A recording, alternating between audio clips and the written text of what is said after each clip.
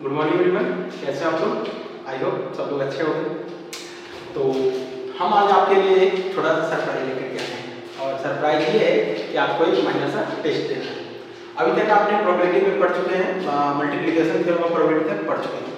तो हम लोग कुछ क्वेश्चन सेलेक्ट करके लाए हैं जो कि मल्टीप्लिकेशन थ्योरम ऑफ प्रोबेबिलिटी तक ही है और कुछ 11th क्लास के क्वेश्चन उठाए हैं। और जो जनरली आपका क्वेश्चन जो है वो जेई मेंस लेवल के क्वेश्चन है। जितना भी क्वेश्चन हम सेलेक्ट किए हैं वो सारे मेंस लेवल के क्वेश्चन है। अब 10 क्वेश्चन का टेस्ट है तो आप काफी आसानी से टेस्ट दे सकते हो।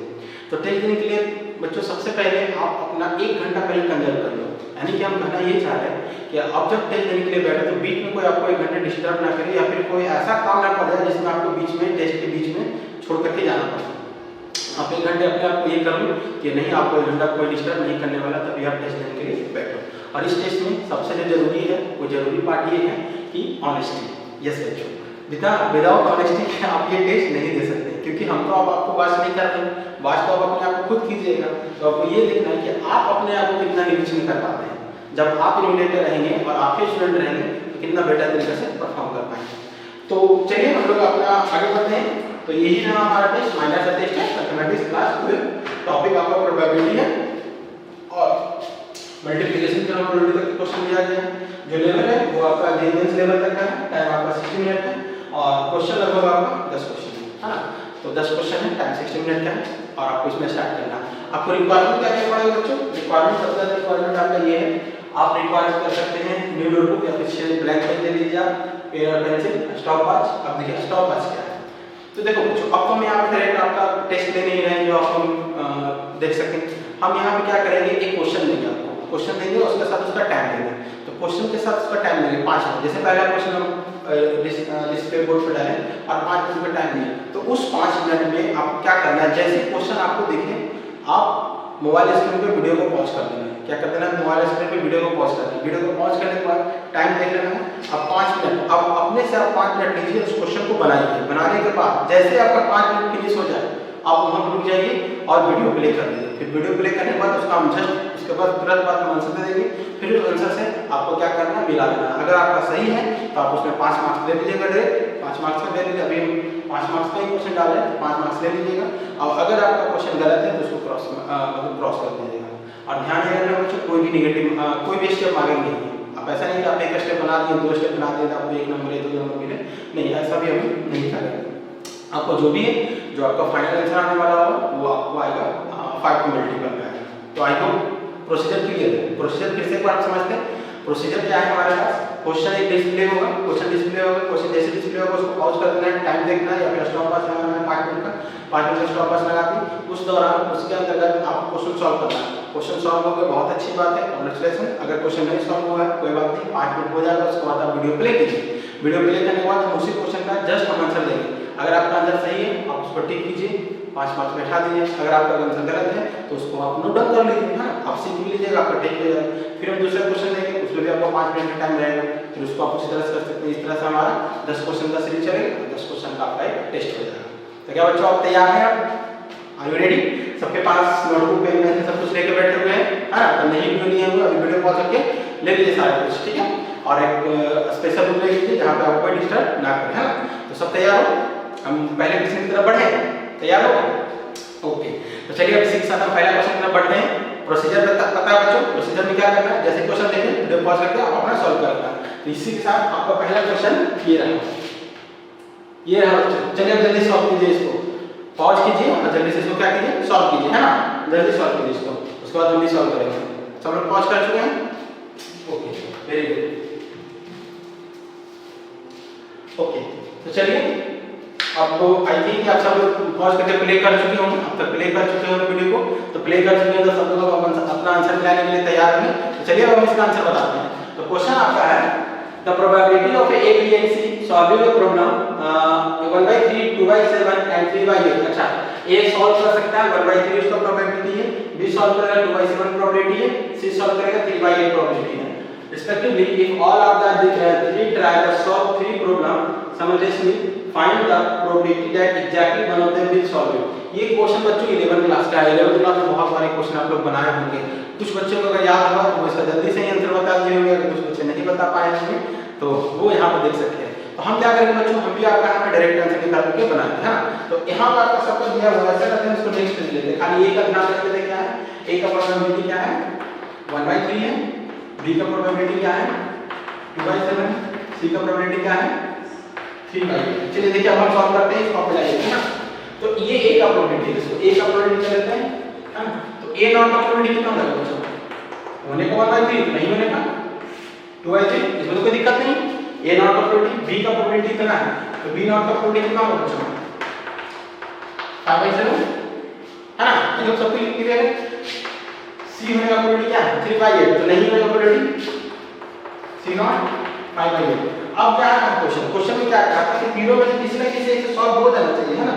क्वेश्चन में क्या है exactly one of them will solve, तो एग्जैक्टली यानी एक ही लोग सॉल्व करें, या तो ए सॉल्व करे, या तो बी सॉल्व करे, या तो सी सॉल्व करे। एग्जैक्टली वन, या तो ए, या तो बी, या तो सी। अब यहाँ पे ध्यान देना है कि अगर ए सॉल्व करेगा, यदि ए सॉल्व करेगा तो ए अगर सॉल्व करता है तो उसमें बी नहीं सॉल्व करेगा, सी भी नहीं सॉल्व करेगा। तो एट ए टाइम ए को सॉल्व करना है, बी को सॉल्व नहीं करना है, सी को सॉल्व भी नहीं करना है। और ये एंड में ए सॉल्विंग, बी सॉल्व नहीं करेगा, सी सॉल्व नहीं करेगा, ठीक है। आइदर क्या बोले एग्जैक्टली वन, या तो ए सॉल्व कर देगा, या कौन सॉल्व कर सकता है, और कौन सॉल्व कर सकता है, और बी सॉल्व कर सकता है। आप लिख सकते हैं और, या तो ए सॉल्व किया, ए सॉल्व करने का प्रोबेबिलिटी ये हो गया, और बी को सॉल्व करने का प्रोबेबिलिटी क्या हो जाएगा।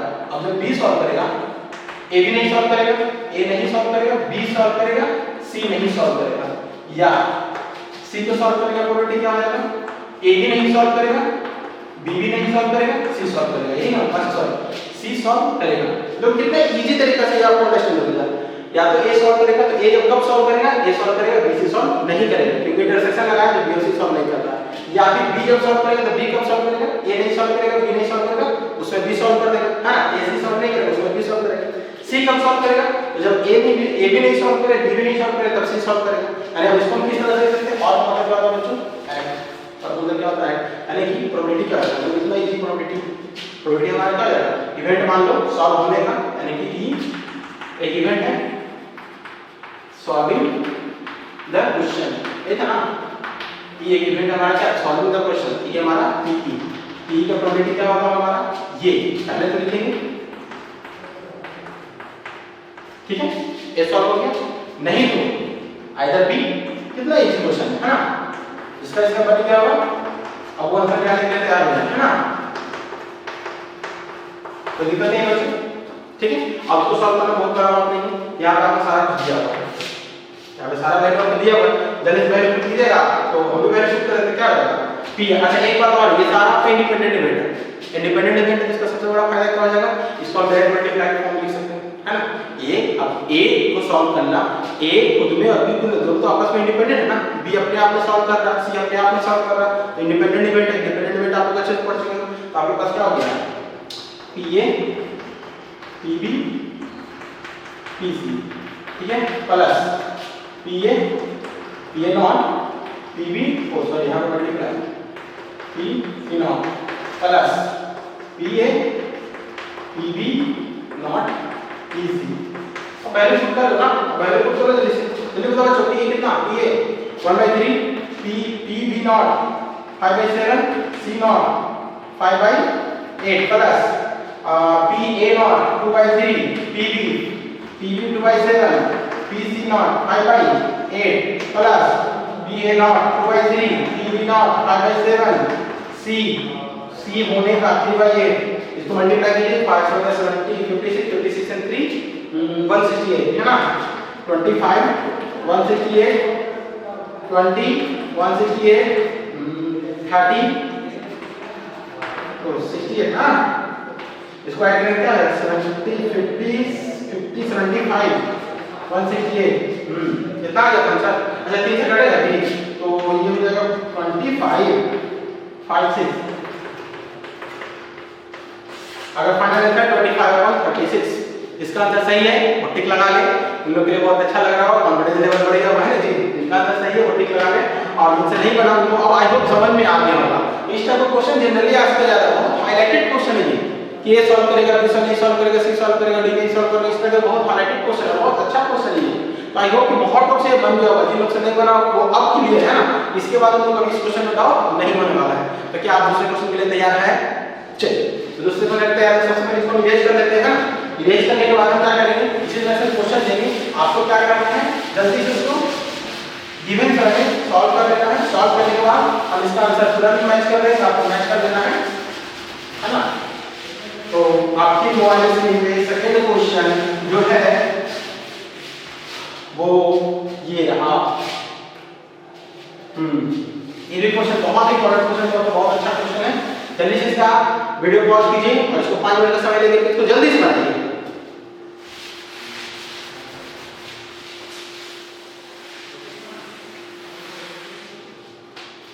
ओके बच्चों, अब तक उस क्वेश्चन को बनाने में वीडियो पॉज करके अब सॉल्यूशन करने की बारी है। चलिए हम भी एक बार क्वेश्चन पढ़ते हैं। तो हमारा क्वेश्चन किस प्रकार है, ए स्पीक ट्रूथ 75% केसेस। अच्छा, इस टाइप का क्वेश्चन अक्सर पूछा जाता है, ए सच बोल रहा है, बी झूठ बोल रहा है ना। देखते हैं, A speak truth 75% cases and B in 80% cases of the case. In what percentage case are they likely? Percentage पूछा सबसे पहले आप, ठीक है देखते हैं।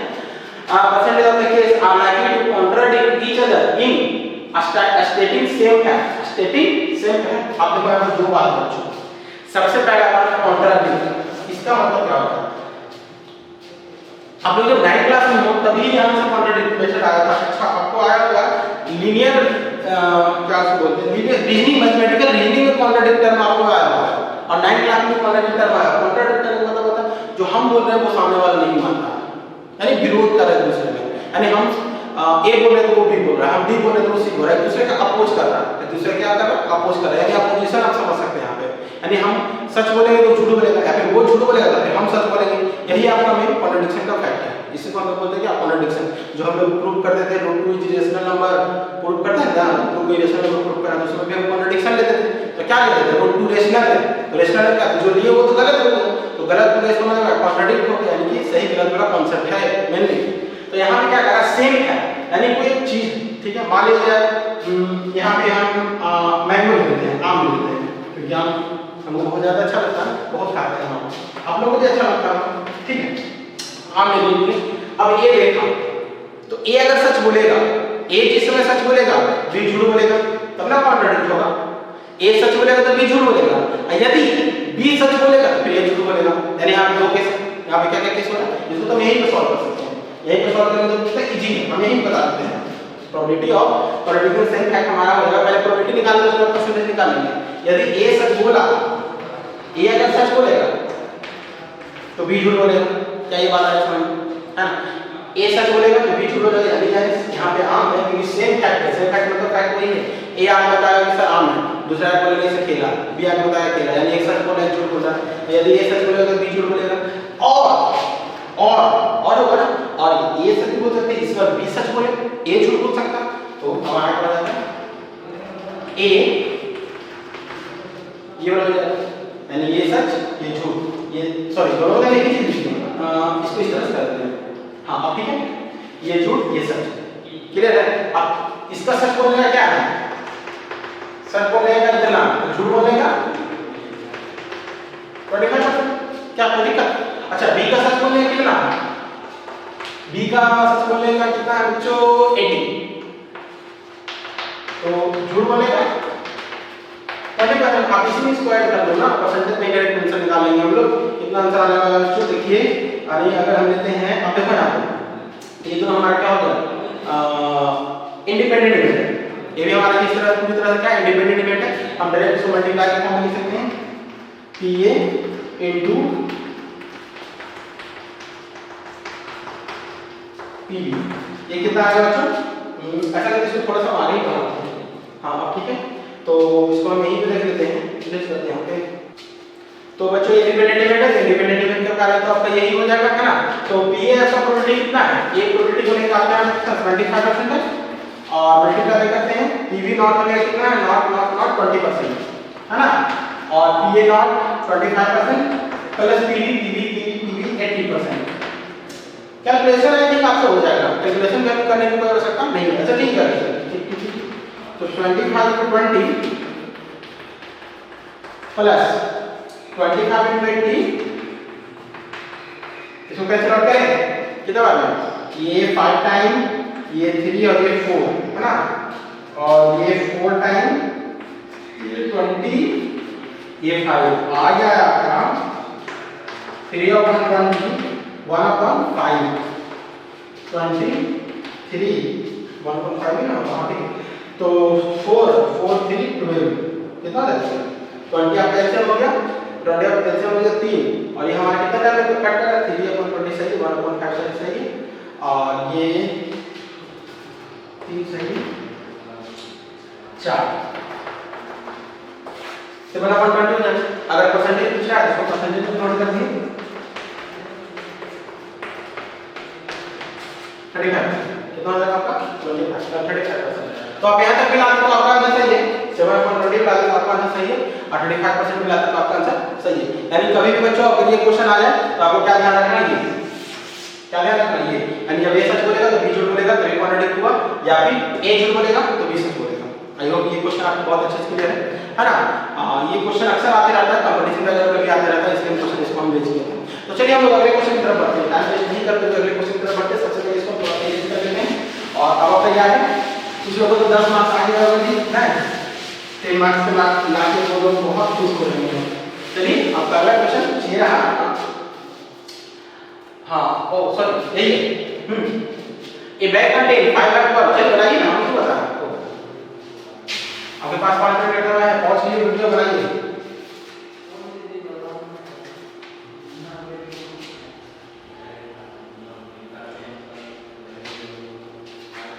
ओके अब 5 मिनट ले लिए अब मेरी बारी सॉल्व करने का तो सब लोग तैयार हैं आंसर मिलाने के लिए है ना कितना कितना आंसर आ रहा है ओह चलिए सॉल्व करते हैं हम तो सुन नहीं सकते आपका बात चलिए तो क्वेश्चन क्या है ए bag contain 5 white ball and 8 red ball. एक बैग में अगर इसमें यहां थोड़ा सा फिगर बनाएं तो क्या है भाई 5 व्हाइट बॉल है और 8 रेड बॉल है ठीक है और उसके बाद 2 drop of 3 ball are each made of replacement. अच्छा दो बार ड्रॉप करना है एक बार में 3 बॉल निकालना दूसरी बार में 3 बॉल निकालना विदाउट रिप्लेसमेंट हो गया बच्चों। विदाउट रिप्लेसमेंट मतलब आपका इंडिपेंडेंट इवेंट नहीं है विदाउट रिप्लेसमेंट इंडिपेंडेंट इवेंट नहीं है क्योंकि हम लोग जो निकाले हैं उसको हम साइड में रख दिए ना और साइड में रखने के कारण तो सैंपल स्पेस चेंज हो गया तो सैंपल स्पेस चेंज हो गया तो इंडिपेंडेंट इवेंट नहीं होगा। अच्छा देखते हैं क्या बात है 3 बॉल निकालना है क्वेश्चन क्या है हाँ what is the probability that the first draw give 3 white ball. पहले बार में होगा 3 व्हाइट निकले और दूसरी बार में होगा क्या निकले 3 रेड निकले। चलिए अच्छी बात है चलिए हम सॉल्व करते हैं तो सॉल्यूशन करते हैं। तो पहले बार में हमारा 3 व्हाइट निकलना चाहिए दूसरी बार में हमारा 3 रेड निकलना चाहिए। तो इवेंट मान ले event A drawing white ball ये पहले बार निकलना चाहिए। Event B drawing red ball ठीक है 2 इवेंट मान ली। अब हमारा क्वेश्चन क्या अगर जब हम उसको फर्स्ट बार ये करेंगे चूज करेंगे तो सबसे पहले बात एक चीज और ध्यान देना बच्चों यहाँ कॉम्बिनेशन यूज होगा कि नहीं यूज होगा। हम लोग पिछला जितना क्वेश्चन बनाया उसमें हम एक कार्ड चूज कर रहे थे एक समान चूज कर रहे थे जो भी हम एक चूज कर रहे थे तो वहां पे हम जनरली कॉम्बिनेशन का यूज नहीं करते थे। कॉम्बिनेशन करेंगे अगर 5 बॉल में एक बॉल चूज करना है तो 5C1 कितना है 5 बॉल इसका आंसर कितना आ जाएगा 5 फैक्टोरियल डिवाइड बाय क्या था 1 फैक्टोरियल और 4 फैक्टोरियल तब तक 5 ही आ रहा है इसलिए हम लोग यूज नहीं कर रहे थे इसलिए नहीं कर रहे थे कि मान लिया जाए हम इसको 5 से भर देंगे तो 5 ही रह जाएगा ना। एक छोटा सा एग्जांपल लेके समझते हैं इसको कि हमारे पास 15 बॉल है ठीक है 15 बॉल में से 5 बॉल रेड है 15 बॉल है 15 हमारे पास व्हाइट बॉल सब बॉल है तो 15 बॉल में से 5 बॉल हमारा क्या रेड है तो रेड बॉल निकालने का एक बॉल हमको चूज करना है एक बॉल उसमें से क्या करना है निकालना है तो एक बॉल निकालना है तो उसका रेड बॉल में से क्या प्रोबेबिलिटी है इसको हम डायरेक्ट बना सकते हैं सर 5/150 ये 15 बॉल में से 5 मिनट इसका ये प्रोबेबिलिटी हो गया। लेकिन इसका एक्चुअल तरीका क्या है बच्चों this is not the actual way to find out the probability. Actual way क्या है कि हम 5 रेड बॉल में से एक बॉल चूज कर रहे हैं ना तो हमको इस तरह से लिखना है 5C1 आंसर इसका 5 ही आएगा और 15 बॉल में से एक बॉल चूज करना है ना 15C1 आंसर इसका वही आएगा आपका 5/15। लेकिन जनरली जब हम लोग एक ऑब्जेक्ट निकालना होता है तो हम लोग कॉम्बिनेशन यूज नहीं करते हैं एक ऑब्जेक्ट निकालना तो कॉम्बिनेशन यूज नहीं करते हैं इसको डायरेक्ट आउटपुट भी लेते हैं। लेकिन जब हमारे पास 2 ऑब्जेक्ट निकालना है तब तो वो कॉम्बिनेशन यूज करना पड़ेगा ना। जैसे 5 रेड बॉल है तो 5 में से कोई भी दो तब तो सबसे पहले 5 में से 2 बॉल निकालना पड़ेगा तो 5 में से 2 अगर इसमें बोलेगा इसमें तो बोला चलिए एक बॉल निकालना। अब क्वेश्चन चेंज करते हैं कि सर 15 में टोटल बॉल है 5 रेड बॉल है, इसमें से 2 बॉल आपको चूज करना है जो कि रेडी हो, तो 2 बॉल चूज करना है इस बार। तो जब आप 2 बॉल चूज करना है 5 से 2 15 से 2, ये होगा आंसर। क्या होगा आंसर? ये होगा आंसर। कॉन्सेप्ट क्लियर आ रहा है कि जब एक ऑब्जेक्ट निकालना होता था, अभी हम लोग क्लास 9 में पढ़ रहे थे, 10 में पढ़ रहे थे, 11 में कुछ 11 में कॉम्बिनेशन किए हैं, 9 में जो क्वेश्चन था उसमें हम लोग डायरेक्ट निकाल लेते थे।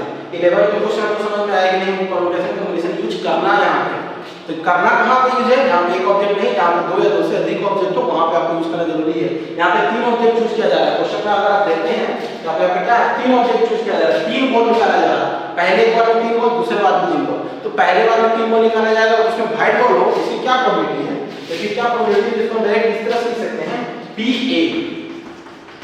हम डायरेक्ट लिखें A, यानी कि A इवेंट होने का प्रोबेबिलिटी क्या है? तो टोटल कितना व्हाइट बॉल बच्चों? टोटल व्हाइट बॉल कितना देखना पड़ेगा ना, हमको भूल गया। 5 व्हाइट बॉल है, 8 रेड बॉल है। तो 5 व्हाइट बॉल है 5 से 3 15 से 3। क्या ये कॉन्सेप्ट क्लियर है? सबको सॉल्व करने तो आता है, कर लो सॉल्व। तो सॉल्व करोगे कितना आ जाएगा? ये शायद 5 बाय 45 5 143 आ जाएगा। चलिए इसको थोड़ा सा इरेज करते हैं। अब हमारे पास है ये आपका होगा बच्चों फर्स्ट थ्रो, ये आपका क्या होगा फर्स्ट थ्रो। अब आपको निकालना क्या है? आपको निकालना क्या है? Second throw. अब पहला बार में आपका व्हाइट आ जाए, दूसरा बार में आपका क्या आ जाए रेड आ जाए। कहीं ना कहीं आपको ये पूछ रहा है कि probability of A intersection B, probability of A intersection B, यानी A हो और B भी हो। A पहले आ, A को पहले आ चुकी है या फिर इसको पहले बात कर सकते, दिक्कत नहीं है। A आपका पहले आ, इसको पहले किया, यानी इसको हम इस तरह से लिखें PA। पहले A इवेंट हो गया, A इवेंट हो गया, उसके बाद आप कौन सा इवेंट होना है कि A हो गया तब B होगा कैसे? A हो गया तो B प्रोबेबिलिटी होगा कैसे? तो हम B का यहाँ पे पहले निकाल लेंगे। B का हम लोग निकाल लेते हैं। अब B का कैसे निकालेंगे बच्चों? A इवेंट हो गया, B का निकालना विदाउट रिप्लेसमेंट। विदाउट रिप्लेसमेंट आपका सैंपल स्पेस चेंज हो रहा है, सैंपल स्पेस चेंज हो रहा है। अब यहीं पे कॉन्सेप्ट ध्यान से समझिए। हमारे पास कितना बॉल था? हमारे पास कितना बॉल था? हमारे पास टोटल 15 बॉल था ना। देखिए 8 में 13 बॉल है। हमारे पास 13 बॉल है। हमारे पास कितना बॉल है? 13 बॉल है। अब 13 बॉल में से हम 3 बॉल सेलेक्ट कर लिए, उसको हटा दिए। अब हमारे पास कितना बॉल बचा? 10 बॉल बचा। लेकिन वो जो 3 बॉल निकाले थे हमारा व्हाइट बॉल निकला हुआ था। कौन सा बॉल निकला था? व्हाइट बॉल निकला था। तो हमारे पास बचा हुआ 8 बॉल, 8 रेड बॉल बचा हुआ था। रेड बॉल बचा हुआ था, 8 रेड बॉल बचा हुआ है। तो हम लिखेंगे P A हो चुका है, A हो चुका है B, P A हो चुका है B। तो हमारे पास क्या आएगा? ये आएगा बच्चों 8C3। 8 रेड बॉल में 3 रेड बॉल निकालना है और 10C3 क्योंकि 3 बॉल हम निकाल के रख चुके हैं। इसको आप सॉल्व कीजिएगा बच्चों। ये आपका कितना आ जाएगा? ये आपका आ जाएगा 7/15। कितना आ जाएगा? 7/15। तो ये 7/15 आएगा, ये बन जाएगा। अब क्या करिए? A और B निकालना है ना, A और B निकालना देंगे। तो B ये हो चुका बच्चों, ये भी हुआ। इसमें आगे मल्टीप्लाई करके आपका आ जाएगा 7/429 है ना। ये 3 बार हो गया। आप ये आंसर मैच कर लीजिए, आप ये आंसर मैच कर लीजिए। क्या आपको समझ में आ गया अच्छे से, है ना? कोई कॉन्सेप्ट का दिक्कत नहीं, किसी में दिक्कत नहीं है। सब याद रखिएगा विदाउट रिप्लेसमेंट होगा, आपका सैंपल स्पेस चेंज होगा। बस ये ध्यान रखना है। पहले ए लिए, क्योंकि हमको पहले बोला कि पहले व्हाइट बॉल निकालना है। पहले तो लोग क्या निकाला? व्हाइट बॉल निकालना है, दूसरा निकालना है। व्हाइट बॉल हो चुका है तब बी बॉल होने का क्या प्रोबेबिलिटी? तो उसी तरह से हम लोग निकाले हैं। हम लोग जो कॉन्सेप्ट है हम कॉन्सेप्ट की तरफ वर्क किए हैं। आई होप कि बहुत लोगों का ये आंसर आया होगा, वो अपना आंसर पा के बहुत खुश होंगे, क्योंकि लगभग उसका कितना 3 क्वेश्चन हो गया ना, तो 15 मार्क्स उसका कंप्लीट हो गया। तो हम लोग अगले बढ़ते हैं क्वेश्चन नंबर 4 की तरफ। ध्यान रखिए बच्चों, क्वेश्चन नंबर 4 ले तैयार रहिए आप लोग। एकदम जैसे हम यहाँ क्वेश्चन डिस्प्ले करें आप वीडियो पॉज कीजिए और बनाना स्टार्ट कर दीजिएगा, क्योंकि आपका स्पीड है, आपका साथ देगा, आपको साथ देने वाला आपका स्पीड है, इसके अलावा आपको नहीं है। तो आगे बढ़े तैयार हो लो। क्वेश्चन नंबर 4 चलिए पॉज कीजिए इसको जल्दी से। पॉज करने के बाद इसका जल्दी से बना दीजिए। ओके अब बनाने के लिए हम जाएंगे, वीडियो प्ले कर चुके हैं, वीडियो प्ले कर चुके हैं। चलिए अब अपन आंसर मिलाते हैं। अब आपका ये देखना है आपका आंसर सही है या गलत है, उसको हम लोग चेक करने वाले हैं। चलिए चेक करते हैं। क्वेश्चन क्या है? इन ए क्लास 50%। अच्छा परसेंट वाले बच्चों, परसेंट वाले बच्चों क्वेश्चन को बहुत अच्छा लगता है, क्योंकि वो बहुत इजी क्वेश्चन होता है। परसेंट में क्वेश्चन बहुत ही होता है, क्योंकि उसमें आप सैंपल स्पेस निकालने की जरूरत है, क्वेश्चन निकालने की जरूरत है। वो परसेंट नहीं दे करके आपको प्रोबेबिलिटी ही दे दिया है। वो क्या दे दिया है? प्रोबेबिलिटी ही दे दिया। तो जब भी बच्चों आप परसेंट वाला क्वेश्चन देखें, खुश करो, अपने आप कॉन्फिडेंट हो जाओ। 50% अगर मैथ क्या कर रहा है, 50% स्टूडेंट मैथ पढ़ रहा है, अच्छी बात है, मैथ पढ़ना भी चाहिए, है ना, मैथ पढ़ना भी चाहिए। तो 50% बच्चा मैथ पढ़ रहा है, इसका मतलब मैथ चूज करने का प्रोबेबिलिटी 50/100 1/2 डायरेक्ट। इसको लिखिए आप, क्या है ना, ये परसेंटेज में लगाए तो जी ना। अच्छा ठीक है, बायोलॉजी कितना है? 30, तो पीवी कितना हो गया? 30 यानी 3/10 एंड 10% इज बोथ। हमको लग रहा है ये क्लास 11 का एनसीईआरटी क्वेश्चन है, बहुत इजी क्वेश्चन है, इसमें तो जेईई लेवल का है ही नहीं, तो बहुत इजी क्वेश्चन है। चलिए देखते हैं क्वेश्चन क्या है। If a student is selected random, what is the probability that he did mathematics? It is known as he did biology. अच्छा, हाँ 12 का ये कंडीशन प्रोबेबिलिटी अप्लाई करते हैं ना।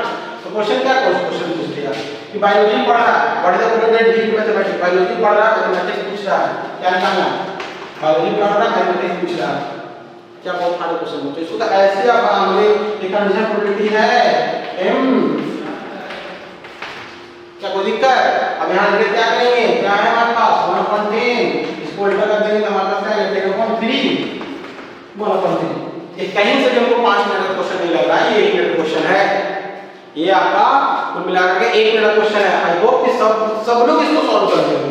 ये क्वेश्चन समझिए आपका नंबर बढ़ाने के लिए आया है, ये क्वेश्चन आपको नंबर बढ़ाने के लिए आया है और इसको आप सब लोग सॉल्व कर लेंगे। तो चलिए इसी के साथ आगे बढ़ते हैं, है ना, बहुत खुश हो रहे हैं बच्चों। अच्छा, अभी बहुत क्वेश्चन बचा हुआ है, अभी 6 क्वेश्चन और बनाइए, 50-50 लाइए, है ना। अब ये लीजिए आपका अगला question, find the probability of drawing A diamond card in each of the 2 consecutive drawn from the base of a pack of the card. The card drawn is not in place of the first draw. 7 minute, sorry 5 minute ही बच्चों, बहुत easy question है ये, question आपको बहुत easy है। Okay, तो अब तक आप लोग सॉल्व कर लिए होंगे, इसको प्ले कर चुके होंगे वीडियो को। तो चलिए अब देखते हैं क्वेश्चन। ये भी क्वेश्चन आपका बहुत इजी है, क्लास 11 का डायरेक्ट क्वेश्चन पूछा हुआ है, ये क्लास 11 का डायरेक्ट क्वेश्चन पूछा हुआ है। ये फिर से आपका विदाउट रिप्लेसमेंट आ गया, क्या होगा? नॉट रिप्लेस, नॉट रिप्लेस करने का मतलब without replacement, sample space change. तो हम पहले ऐसा करते हैं ना, इसको हम डायरेक्ट बना देते हैं। क्या क्वेश्चन है? क्वेश्चन है after probability of drawing A diamond card, diamond card निकालना है ऑफ 2 consecutive ड्रॉ, यानी 2 बार हमको ड्रॉ करना है, 2 बार ड्रॉ करना है, दोनों बार हमको निकालना है, डायमंड कार्ड ही निकालना है, 2 बार क्या निकालना है? डायमंड कार्ड ही निकालना है, पूरा में बेस वेक्टर। तो डायरेक्ट निकालना है, डायमंड कार्ड निकालने की प्रोबेबिलिटी क्या होगा? अगर एक बार निकालने की प्रोबेबिलिटी निकालनी है, प्रोबेबिलिटी ऑफ डायमंड कार्ड पहला बार निकालना है बच्चों, थोड़ा सैंपल स्पेस 52 डायमंड 13 पीस होता है। सेकंड बार निकालना है बच्चों, रिप्लेस नहीं किए, सैंपल स्पेस क्या होगा? 51, सोचना थोड़ी है, पहला बार निकाले एंड दूसरा बार निकाले एंड इधर से मल्टीप्लाई हो गया, और नहीं बोल रहा है, 2 बार निकालना है, पहला बार निकाले एंड दूसरा बार निकाले, पहला बार निकाले उसका क्या हो गया एंड दूसरा बार निकाले, दूसरा निकाले, सैंपल स्पेस चेंज, क्योंकि हमारे पास एक कार्ड निकाल चुके हैं। अब जो कार्ड निकाले तो डायमंड ही निकालते हैं ना, तो आपको मान लो 12 डायमंड बचेगा, 2 मिनट में सॉल्व हो गया ना, इसको कर लो। चलो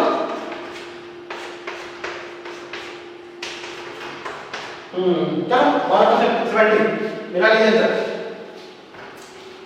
ये 7 मिनट क्वेश्चन नहीं है, ये 2 मिनट क्वेश्चन है, ये भी आपको नंबर लाने के लिए, और ये सब भी आपको जेईई में इस तरह लिखना है, क्वेश्चन नहीं रहता है ना। अब हम एक बार टेस्ट और लेंगे जिसमें इससे ज़्यादा क्वेश्चन रहेगा आपका। ये चलिए आपको कॉन्फिडेंस बढ़ाने के लिए हम दे रहे हैं क्वेश्चन, बहुत अच्छा बात है ना। आगे बढ़े, चलिए ठीक है, यानी यहाँ तक आप क्लियर है। हम अब आगे आपको क्वेश्चन दे रहे हैं, बढ़िया। तो इसके साथ क्वेश्चन नंबर हमारा 6 एक भी थोड़ी डायग्रामेटिक बनोगे नंबर। हां, ये क्वेश्चन अच्छा है, अच्छा पॉज कीजिए इसको, बनाइए, बहुत अच्छा क्वेश्चन है।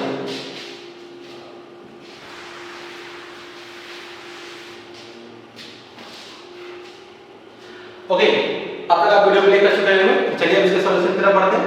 कुछ लोग से बना होगा, कुछ लोग से नहीं बना होगा, लेकिन सब लोग को पता चल गया है कि इस टाइप का क्वेश्चन जनरली आस्क किया जाता है जेईई मेंस में डायरेक्टली, सब लोग को पता है, क्योंकि ये सब क्वेश्चन जो भी बच्चे तैयारी करते होंगे ये सब क्वेश्चन बनाए हुए होंगे। तो ये क्वेश्चन बहुत अच्छा है बच्चों। अब देखना ये है किनका किनका सही है और किनका किनका नंबर आ रहा है। हां, तो ए मैन नहीं, A and B through diagrammatically T one get number greater than 4। अच्छा, ए और बी कोई गेम खेल रहे हैं, कब तक गेम खेल रहे हैं, जब तक उनको 4 से ज्यादा नहीं आ जाता है तब तक वो गेम खेलते रहेंगे। तो इसमें ए और बी किसकी जितनी प्रोबेबिलिटी पूछ रहा है बच्चों, डी की जितनी प्रोबेबिलिटी पूछ रहा है, किसकी जितनी प्रोबेबिलिटी पूछ रहा है, डी की जितनी। अब इस क्वेश्चन को आप आराम से समझिए। चलिए देखते हैं जीतना कब है, जब 4 से ज्यादा है। तो ए कब जीतेगा, ए जीतेगा जब उसके पास 4 से ज्यादा टमाटर, 4 से ज्यादा बन क्या 5 और 6 यानी 2 ऑब्जेक्ट है, यही ना। 4 ज्यादा कब आ सकता है, 5 और 6 दो ही होंगे, 2 और 6, और 4 आएगा, 4 से कम आएगा उसमें हार जाएगा, यानी हारने का उसको क्या होगा, अभी इस पर ऐसे नहीं हारने का, 1/3 जीतने का है, 2/3 हारने का। अच्छा बी में भी वही केस हो रहा है, बी का भी वही केस हो रहा है ना, वो भी तो तभी जीतेगा जब आपके पास क्या आ जाएगा 2, 5 और 6 आया यानी 2/6, ये उसका जीतने का है और हारने का क्या है 2/3। इसमें कंफ्यूजन है ना आपको, क्या क्वेश्चन था, तो जो डाइस थ्रो किया जाता है तो 4 से ज्यादा आगे तो जीत जाएगा, 4 से ज्यादा कितना हो सकता है 5 और 6, 5 और 6 हमारे पास 2 एलिमेंट है, टोटल 6 एलिमेंट, ये जितने का हो गए तो हारने का, इसी साथ बी के जीतने को भी हारने का। अब क्वेश्चन ये है ना, इसकी क्या प्रोबेबिलिटी है कि बी गेम जीते, तो बी गेम कब जीतेगा, जब ए हारेगा तब ना, क्योंकि पहले तो ए चल रहा है। तो अगर हम कंडीशन फर्स्ट लेते हैं या तो हम केस 1 लेते हैं, ए चला वो हार गया, बी जीत गया, ए हार गया यानी ए का नहीं आया तो फिर बी का आया, या केस 2 उसमें कभी कभी एक हो सकता है कि ए भी हार गया बी भी हार गया, फिर ए चला फिर ए हार गया, लेकिन अगली बार बी जीत गया। कंडीशन क्या है, ए चला बी चला, ए चला बी चला, ए चला बी चला, इसी तरह से वो चल रहा है। ए हार रहा है, मान लीजिए ए हार बी जीत गया, तो ये कहानी खत्म हो गया, खेल क्लोज, सॉरी प्ले क्लोज। अगर इसमें भी हार गया तो फिर ये चलेगा, इसको तो हारना ही क्योंकि बी को जीताना है, बी के बाद कर तो ये जीतेगा, तब दूसरा कंडीशन यहां पे चलेगा अगर बी जीत ले तो। अगर इसमें भी वो हार गया तो फिर अगला कंडीशन होगा, इसमें भी आ गया तो फिर अगला कंडीशन होगा, मतलब इस तरह से ये बढ़ते जाएगा, इस तरह से ये इनफिनिटली बढ़ते जाएगा, उसका प्रोबेबिलिटी कैसे निकलेगा। तो अब क्या है, अब यहाँ पे और कॉन्सेप्ट है बच्चों, और कॉन्सेप्ट कहने मतलब ध्यान से, या तो और वो तो फर्स्ट केस में जीत जाए, या तो वो फर्स्ट केस में जीत जाए और सेकेंड केस में जीते, second case A not a not a not a not be, और थर्ड केस में जीते ए नॉट, इसमें भी हार गया, फिर से हार गया, फिर से हार गया, फिर से हार गया, इसमें जीते, और इस तरह से वो क्या होगा बढ़ते जाएगा, इस तरह से वो क्या होगा बढ़ते जाएगा, मतलब कंटिन्यू बढ़ते जाएगा जब तक कि वो जीत नहीं जाता है। कब जीतता है उनको नहीं पता, तो हम ध्यान देते हैं, अगर प्रोबेबिलिटी का एनालिसिस को इरेज कर दें तो इसको थोड़ा सा हम इरेज कर देते हैं। अब देखिए इसको डायरेक्ट लिखते हैं, डायरेक्ट समझिएगा इसको ना। अब प्रोबेबिलिटी अब देखिए ए आ गया बी जीत गया, या फिर इसको इस तरह से लिखो तो ज्यादा और हो जाएगा, थोड़ा लंबा चल जाएगा, इसको इस तरह से लिखते हैं ए हार गया बी जीत गया, प्लस मल्टीप्लाई दोनों को है ना, ए भी हार गया बी भी हार गया, फिर से हार गया, फिर बी जीता, प्लस ए बी बी, तो इसमें बी जीता, इसमें बी जीतेगा, तो इसमें बी जीतेगा, तो इसमें बी, इस तरह से वो खेल प्ले चल रहा है। यहाँ पे क्या होगा बच्चों, हारने का ए के हारने का 2/3, तो बी के जीतने का 1/3, पहला यहाँ पे क्लोज हो गया, अगर पहला वाला उसको जीतना तो ये काम होगा तो जीत जाएगा, अगर पहला वाला ये नहीं होता कि ए के हारने का 2/3, फिर बी भी हार गया, तब दूसरा खेल चला, फिर से हार गया, फिर बी जीत गया, तब खेल खत्म हो गया, फिर नहीं हुआ, मान लीजिए नहीं हुआ तो फिर से चालू रहेगा, ए भी हारा बी भी हारा, फिर ये हारा, फिर बी हारा, फिर से ये हारा, अब की बार बी जीत गया, इस तरह से क्या बढ़ते जाएगा। इसको आप थोड़ा सा सॉल्व कीजिएगा आप, तो क्या ये सीरीज पहले इसको सॉल्व करते हैं, ये आपके पास क्या आ गया 2.9 आ गया, ठीक है, ये आपके पास क्या आ गया 8.81 आ गया, इसको सॉल्व कीजिएगा क्या आ गया आपका आ गया 32.7 है ना। अगर आप इसको थोड़ा सा ध्यान दो, अगर आप इसको थोड़ा ध्यान दो, ये लगेगा आपको क्या जीपी का है सम, ये किसका सम है आपका जीपी का सम है, जीपी का सम करने के लिए आपको आता है, तो जीपी का सम करने के लिए आगे सबसे पहले इसका ए और आर को पता कर ले, इसका ए कितना हो सकता है, ये तो 2/9 होगा पहला टर्म है, ठीक है, आज कितना है देखो, तो अब इसमें क्या मल्टीप्लाई करेंगे ये और तो वही मल्टीप्लाई करेंगे तो प्रॉपर 9 मैच कर लो, इन दोनों करो 2 8 9, इन दोनों मल्टीप्लाई करो 9, ठीक है। यानी कि ए और आर का पता चल गया, ए आर पता चल गया, तो इसका हम जीपी का सम निकाल सकते हैं। तो सम का फॉर्मूला क्या था, याद है सबको, A upon 1 minus R, A upon 1 minus R, ये का वैल्यू कितना है 1 माइनस 4 अपॉन 9 2.5। क्या सब बच्चों को आ गया 2.5, है ना। तो जिसका आ गया बहुत अच्छी बात है ना। कॉन्फिडेंस लेवल और बढ़ गया होगा, बहुत अच्छे लोग, you are doing very good. जिनका अभी तक सब सॉल्व हो गया, अच्छा कितना क्वेश्चन हुआ है एक्चुअली में आपका हो गया 6 क्वेश्चन हो गया ना, हां 6 क्वेश्चन हो गया, यानी 6 क्वेश्चन इसका हो गया, यानी 6 6 30, मैंने 30 नंबर को गेन कर लिया अच्छे से, ठीक है। और ये क्वेश्चन बहुत अच्छा क्वेश्चन बच्चों, जनरली आपका आस्क किया जाता है जे मेंस लेवल के एग्जामिनेशन में, और आपका बोर्ड लेवल के एग्जामिनेशन आस्क किया जाता है। तो आई होप जिन क्वेश्चन से जिनको नहीं बना हुआ ये क्वेश्चन वो उनको समझ में आ गया, है ना।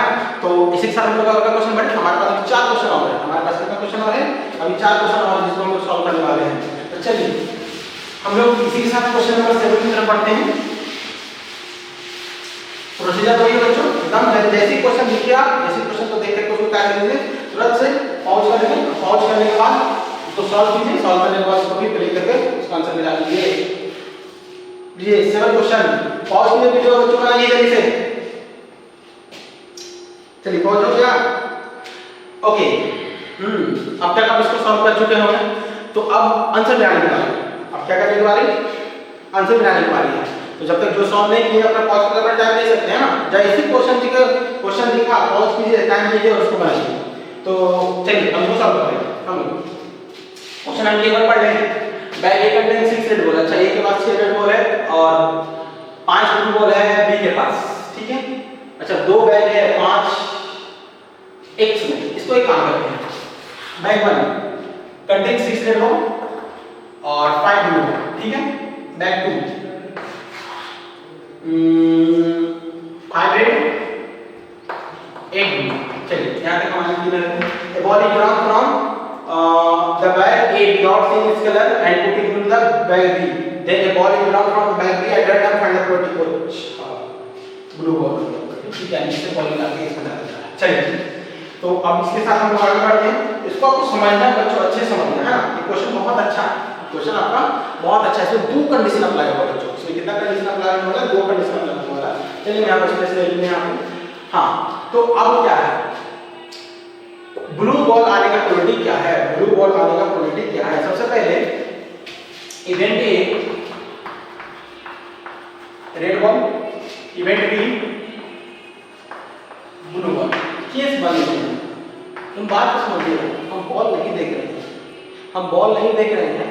तो मान लिया जाए इसमें से एक बॉल निकाले और उसको इसमें डालें, एक बॉल इसमें से निकाले और इसमें डालें, तो केस बन लेता है उस समय अगर रेड बॉल जाए, रेड बॉल हो जाए यानी इवेंट बॉल ये हो गया, रेड बॉल हो गया। बात को समझिए, फिर समझिए। हम अननोनली हमको नहीं पता, इसमें से एक बॉल निकालते हैं, तो वो एक बॉल या तो रेड होगा या तो ब्लू होगा। यानी देखो ए या है ना, यानी केस 1 लेंगे, तो ध्यान दीजिए केस 1 लेंगे, केस 2 लेंगे, अपने दोनों को ऐड करने वाले हैं। बात को कितना इजी, हमें ब्लू बॉल का प्रोबेबिलिटी निकालना है। उससे पहले एक छोटा सा काम करना है, इससे एक बॉल निकाल के इसमें डालना है। अब इससे एक बॉल निकाल के इसमें डालना है, तो जो वो बॉल निकालेंगे वो आइदर इट इज रेड और आ गया ना, और मतलब और प्लस और इट इज ब्लू। तो सबसे पहले रेड का काम कर लेंगे, तो आइदर इट इज रेड या तो वो रेड हो। तो अगर रेड होगा तो सबसे पहला काम जो हमारा होगा वो प्रोबेबिलिटी ऑफ ए, सॉरी ए नहीं, रेड बॉल चूज करने का प्रोबेबिलिटी क्या है, रेड बॉल चूज करने का जो प्रोबेबिलिटी हमारे पास होगा वो 6/11 होगा फर्स्ट ब्रैकेट, ठीक है। अब एक बॉल डाला, इसमें डाल दिए, इसमें डाल दिए, उसमें डाल दिए, बैग 2 में डाल दिए, ये हो गया हमारा बैग 1 से। अब इसमें से कौन सा बॉल चूज करना है बच्चों, ब्लू बॉल ही चूज करना है हमको बैग 2 से ब्लू बॉल निकालना है, ये ध्यान रखना। बैग 2 से कौन सा बॉल निकालना है, ब्लू बॉल निकालना है।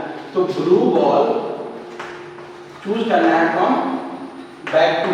अब बैग 2 से ब्लू बॉल चूज करना है, डायरेक्ट बता देता हूं, डायरेक्ट समझ में आएगा। अब यहां बताइए एक रेड बॉल यहां से आ गया, रेड बॉल की संख्या 6, ब्लू बॉल की संख्या 8, 8 से 14, टोटल आपका 14। पूछा किस जा रहा था, ब्लू बॉल के बारे में 8/15, ठीक है।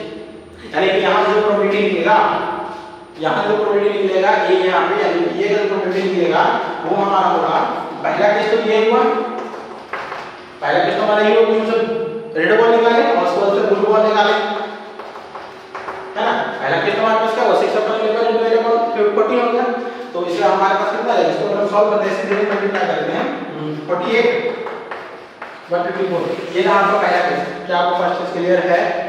हमको फर्स्ट केस निकाल के सेकंड केस निकाल के ऐड कर देना। फिर हम फर्स्ट केस आपको समझाते हैं। हमारे पास है 2 बॉल 2 बैग है, एक बैग में से बिना बॉल देखे हुए हम दूसरा बैग में डाल रहे हैं, फिर दूसरा बैग से ब्लू बॉल निकालने की प्रोबेबिलिटी क्या है।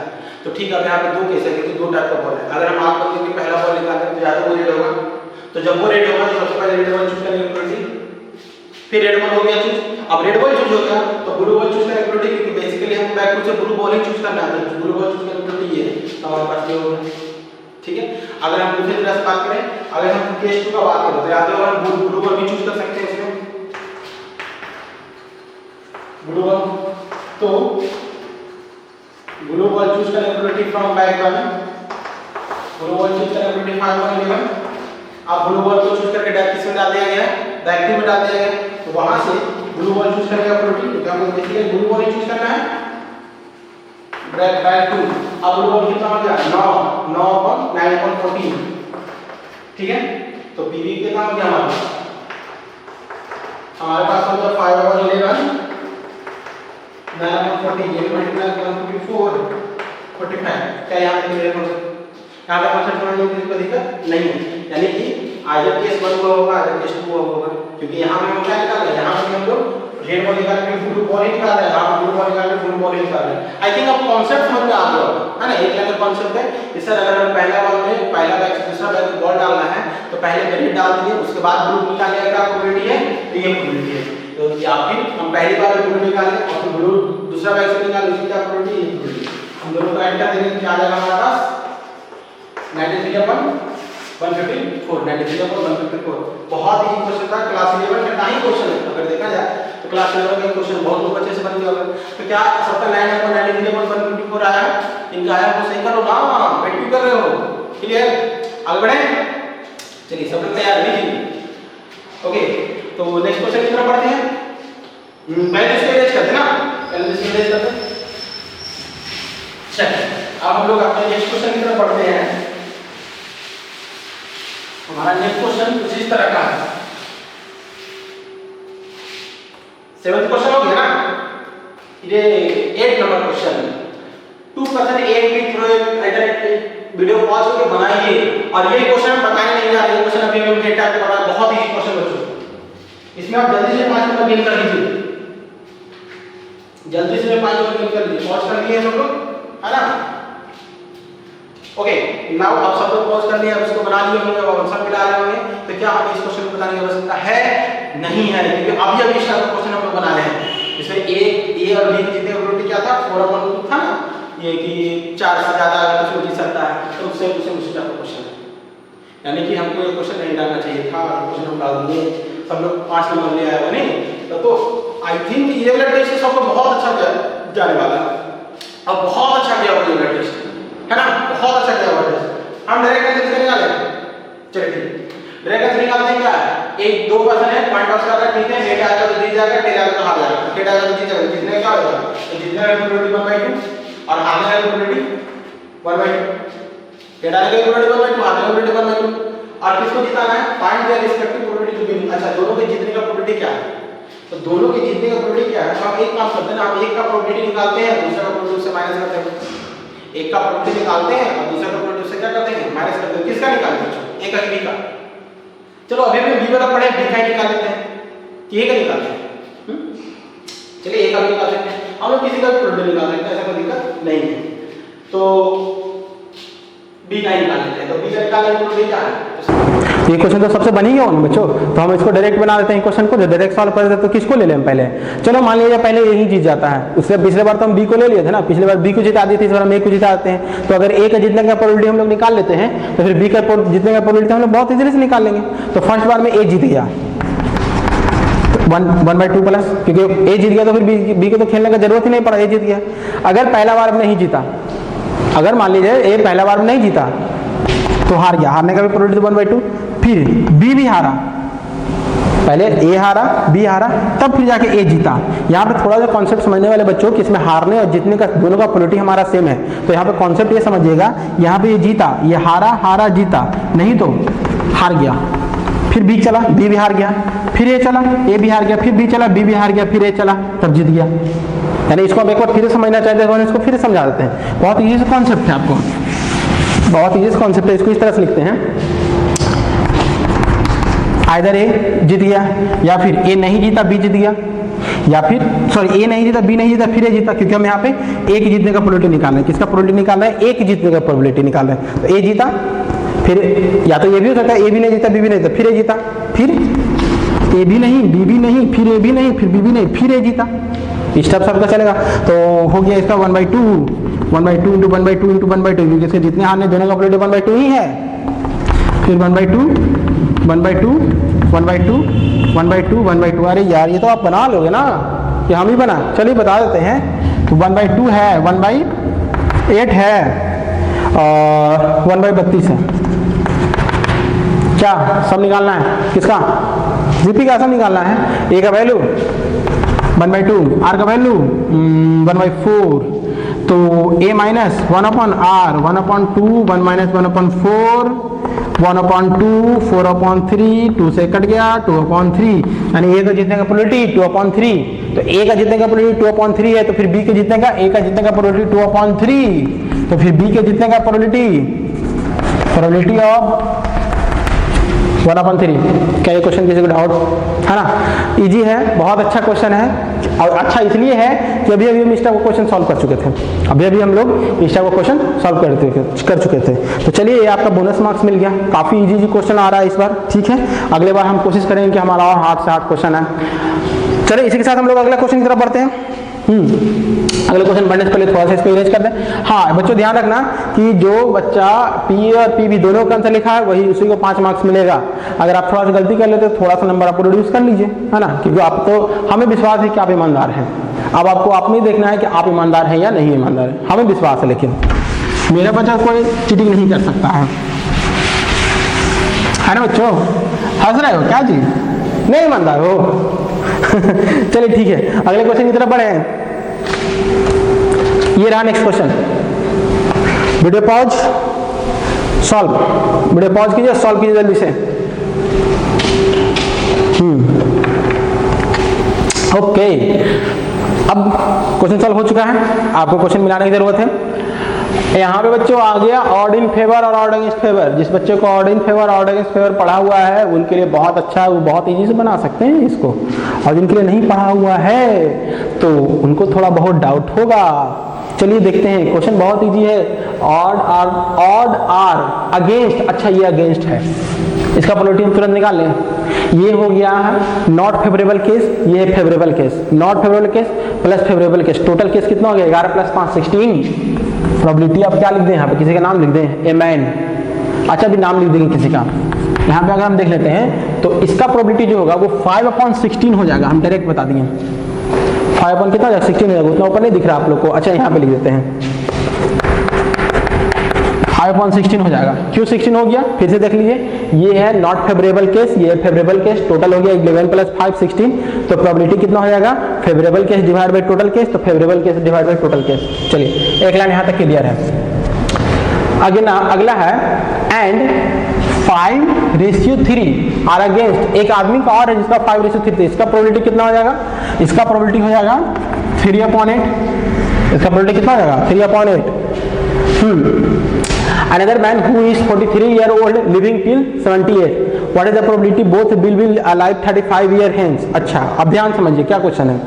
एक आदमी है, ध्यान सुनना है, एक आदमी है कि जो कि अभी 38 ईयर का है और उसे 73 साल तक यानी 35 साल तक और जिंदा रह सके, 35 साल तक और वो जिंदा रह सके, उसकी प्रोबेबिलिटी है इतना कि वो 35 साल तक और जिंदा रहेगा, उसका प्रोबेबिलिटी 5/16 है। हालांकि दिया हुआ था हमको odd against favour, odd against favour उसको हम प्रोबेबिलिटी में कन्वर्ट कर चुके हैं। एक दूसरा आदमी है, उसका एज है 43 और वो 78 साल तक जिंदा रह सके, उसकी प्रोबेबिलिटी है 3/8। तो जो 38 है और 73 है, 38 के पास है और 73 है, वो जीना चाहता है, नहीं कि वो 35 साल तक और जीना चाहता है यानी 35 साल तक और अलाइव रह सके, इसकी क्या प्रोबेबिलिटी है, तो 5/16। देखो बात कैसे पलट रहा है बच्चों, बात कैसे चेंज हो रहा है उस बात को समझना है हमें।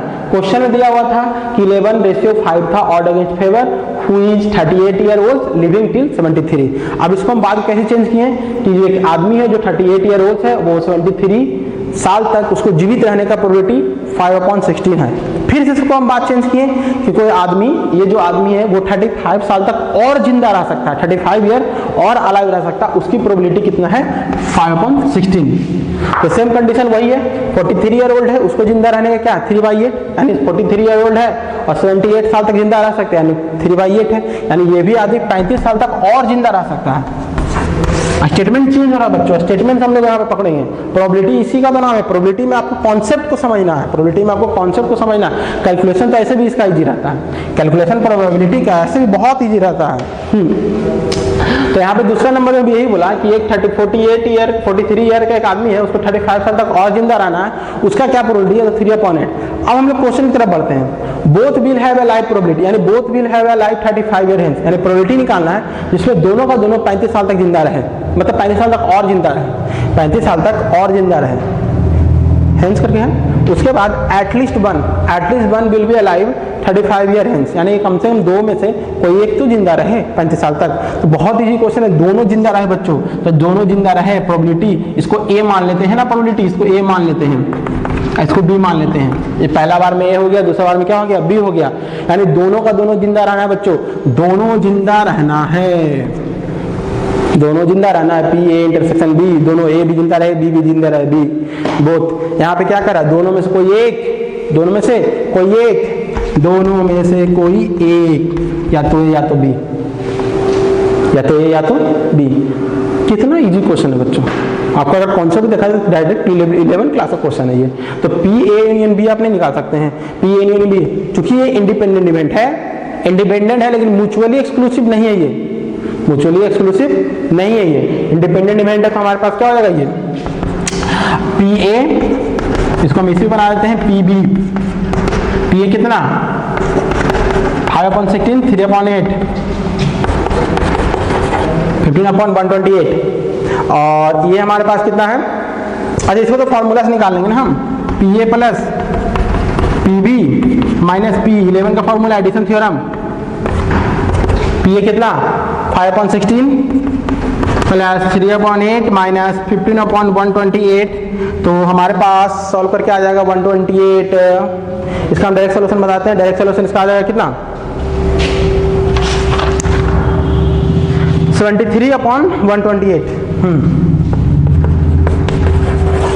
इसका ये दोनों आंसर होगा, आप इसको मैच कर लीजिए, आप इसको क्या कर लीजिए मैच कर लीजिए, जिसका दोनों आंसर सही है वही टिक लगा लीजिए, 5 नंबर ले लीजिए, काफ़ी इजी क्वेश्चन था।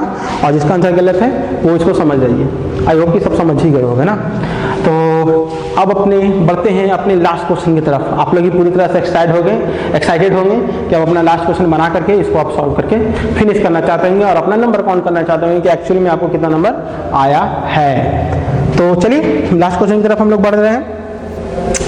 लास्ट क्वेश्चन इजी ही कर लेते हैं, लास्ट क्वेश्चन वैसे भी मेरा बहुत इजी रहता है, हम जब भी टेस्ट लेते हैं तो लास्ट क्वेश्चन हमारा इजी रहता है। तो बहुत इजी क्वेश्चन है बच्चों, इसको आप बना लीजिए, सॉल्व कर लीजिए, है ना। आपको क्वेश्चन बहुत अच्छे से दिख रहा है, कहीं भी कोई ये दिक्कत नहीं हो रहा होगा। क्वेश्चन पॉज कीजिए और बनाइए इसको अच्छे से, जल्दी से बनाइए क्योंकि टाइम अब कम है आपके पास। ऐसे बाकी सबको हम इरेज कर देते तब तक आप इसको पॉज करके बना लीजिए, है ना।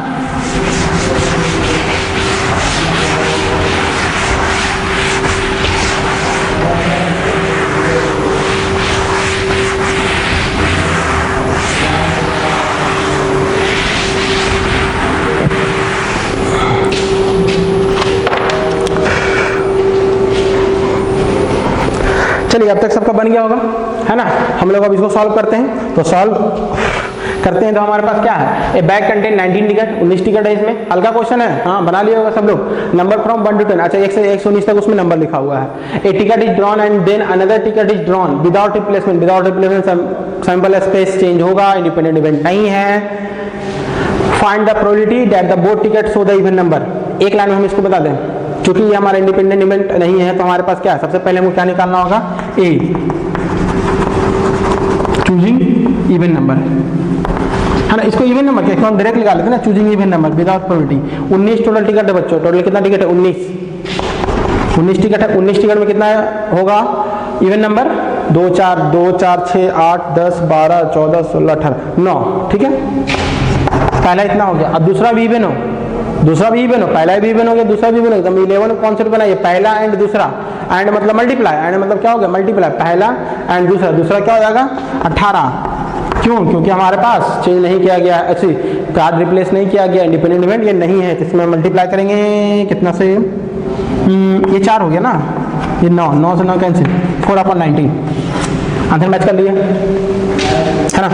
तो बहुत इजी क्वेश्चन था। इजी क्वेश्चन इसलिए था ताकि आप लोग में हम कॉन्फिडेंस इनहेंस कर सकें, और ये 12th क्लास का रिजल्ट ऑडिट की तरफ से ये पहला टेस्ट था, इसलिए कुछ क्वेश्चन बहुत ज़्यादा इजी कर दिए थे, कुछ क्वेश्चन लेवल टाइप का था, है ना। तो इसलिए कि आपका कॉन्फिडेंस इनहेंस हो जाए और आप बहुत अच्छा परफॉर्म करने की कोशिश करें। तो ये रहा था आपका पहला टेस्ट। अब हम कल अपलोड करेंगे इस पर क्या, टोटल प्रोबेबिलिटी थ्योरम और Bayes theorem, total probability theorem और बेस थ्योरम, उस पर उसका कॉन्सेप्ट अपलोड करेंगे, उस पर 3-4 क्वेश्चन सॉल्व किए हैं उसको अपलोड करेंगे। उसको अपलोड करने के बाद फिर हम question related to Bayes theorem हम करवा देंगे। एक हमारा अभी 2 वीडियो हमारे और आएगा, एक तो आपका आएगा टोटल प्रोबेबिलिटी थ्योरम और बेस थ्योरम पे, और फिर उसके रिगार्डिंग उसका एक्सरसाइज, और उसका जो तीसरा वीडियो होगा वो फिर से आपका टेस्ट हो जाएगा 10 क्वेश्चन का, जिसमें आपका सारा क्वेश्चन रहेगा, टोटल प्रोबेबिलिटी थ्योरम का भी क्वेश्चन आएगा, मल्टीप्लिकेशन थ्योरम और प्रोबेबिलिटी का भी क्वेश्चन आएगा, और बेस थ्योरम का भी क्वेश्चन आएगा। हम हर 3 क्वेश्चन के बाद एक 10 मिनट 1 घंटे का टेस्ट आपके लिए लाएंगे। इससे आपका बहुत फायदा है, आपको टेस्ट भी पता चल जाएगा, आप अपने नंबर भी पता कर सकते हैं ना। हर 3 से 4 वीडियो के बाद एक टेस्ट ऑर्गेनाइज कर देंगे, है ना। अब तक के लिए बहुत अच्छा है। और हाँ बच्चों, एक काम और कीजिए, जिस बच्चे का रिजल्ट बेटर है, मतलब सभी बच्चे अपना अपना नेम और ब्रांच लिख करके मुझे अपने व्हाट्सएप नंबर पे, मेरे व्हाट्सएप नंबर पे जरूर सेंड कर दे कि किसका मार्क्स कितना आया है, अपना फाइनल मार्क्स बता दे, और साथ ही अपना वो फोटो भी भेज दे तो काफ़ी ज़्यादा अच्छा रहेगा, हम उसको चेकआउट कर लेंगे।